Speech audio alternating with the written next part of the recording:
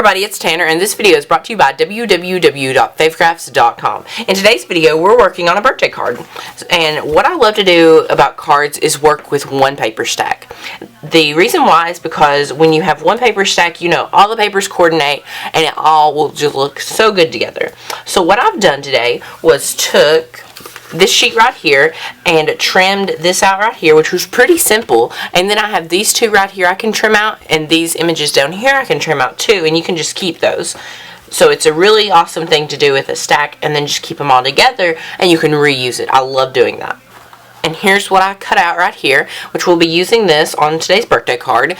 And I'm just showing you how to make a really simple birthday card, but a nice one. But it's pretty easy, and it'll just take some time, but it will be well worth it. So our layer that I already have pre-made is this right here, and I took a Fisker's border punch and punched it and just added it to the side just for extra effect. Since we're not using any ribbon or twine, I thought it would be a really good extra effect. So I use some Authentique paper, which is a really great paper pack, and some of their paper is a little vintagey, which I love, so you can sort of see some texture, some vintage, you know, whatever you call it. I call it one thing, you can call it another. And then the last thing I did for this piece of paper right here is stamp these little candles right at the bottom, and I masked off this part with some Post-it note tape, which is really easy to do. Just mask it off and stamp it with some archival ink. Now I'm letting the ink dry before I color all the little candles, which is a really good thing to do because this ink is not like your ink that you stamp with Copics, your Memento ink. You have to let this ink dry, which if you need to fasten the process, so just use your heat tool.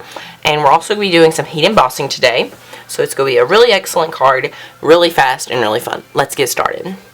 Our card base is 5.5 by 4 1/4, which when you're cutting it, it's 4 1/4 by 11, and then score it at 5.5, and then you'll have your card base. And I'm using some Stampin' Up! Craft cardstock, which the actual color is called Crumb Cake. Now what we're going to do is do some heat embossing onto our card, and I want to heat emboss this stamp that says Happy Birthday, which I want it to only heat emboss the stamp.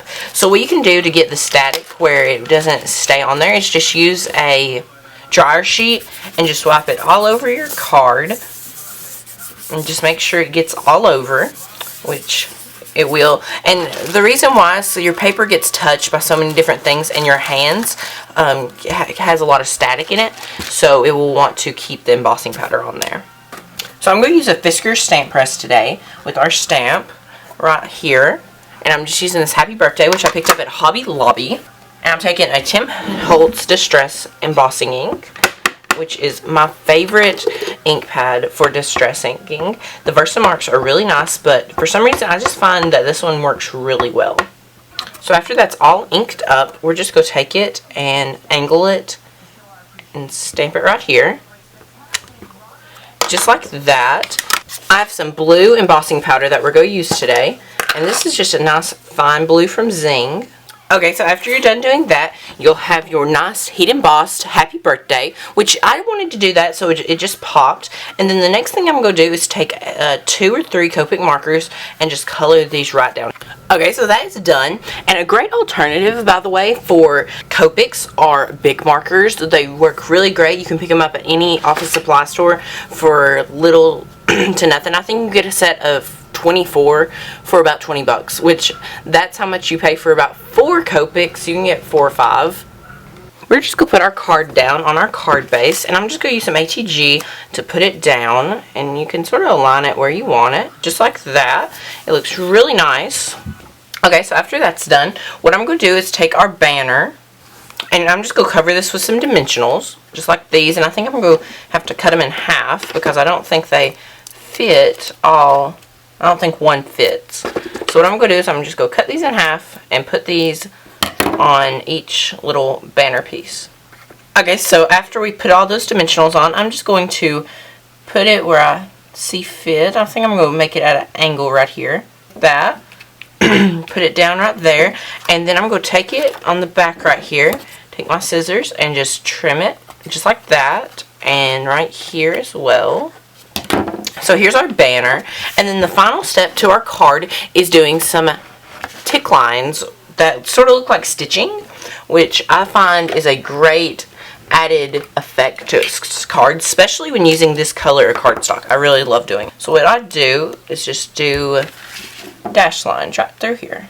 Okay, so here's our finished card. I hope you enjoyed today's really awesome birthday card tutorial video. If you've learned any new techniques or tips, leave a comment letting us know what you like. And if there's any videos you'd like to maybe see, leave a comment. Thanks for watching, guys, and make sure to check out www.faithcrafts.com for more inspiration and techniques for any crafts you out there. Thanks for watching, guys. Bye for now.